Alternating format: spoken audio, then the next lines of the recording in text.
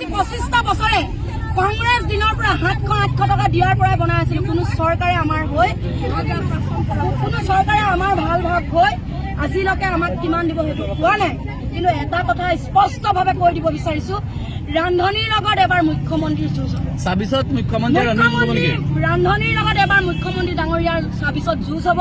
আৰু প্ৰথমতে আজি এইটো আমাৰ এটা আৰম্ভণি, আমাৰ আন্দোলনৰ কাৰ্যসূচী এইটো এটা আৰম্ভণি। অহা জুলাই 7 তাৰিখে ৰেল BTRৰ পৰা আপোনাৰ গুৱাহাটী অভিমুখে আহিব নোৱাৰিব।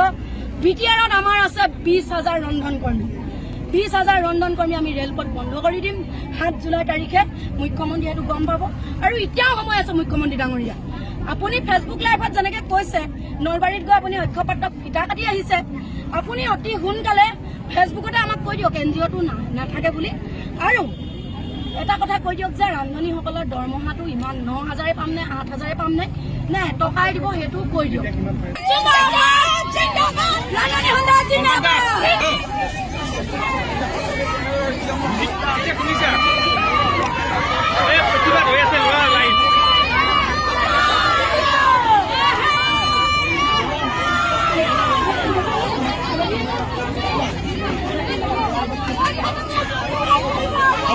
घर में रहता है, कितना पड़ता है, लेकिन हम लोग टंका देने के लिए नहीं सकता है।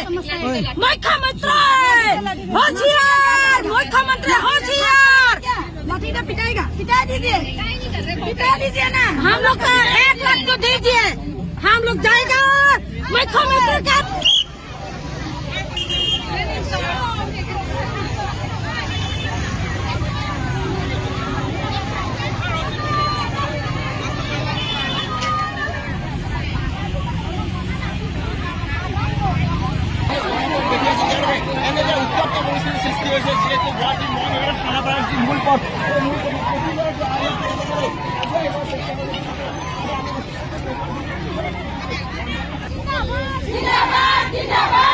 मुख्यमंत्री होशियार, होशियार, होशियार, मुख्यमंत्री होशियार, होशियार, होशियार। NGO दिया बंद करा, बंद करा, बंद करा।